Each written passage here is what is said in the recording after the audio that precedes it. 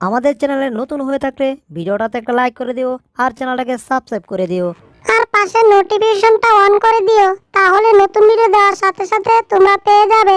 ধন্যবাদ। বুঝলে টম, আমার নাম হচ্ছে জেরি। আমি তোমার মতো শক্তি দিয়ে কোনো কিছু করি না, শক্তির সাথে বুদ্ধি কাটিয়ে কাজ করি, ঠিক আছে?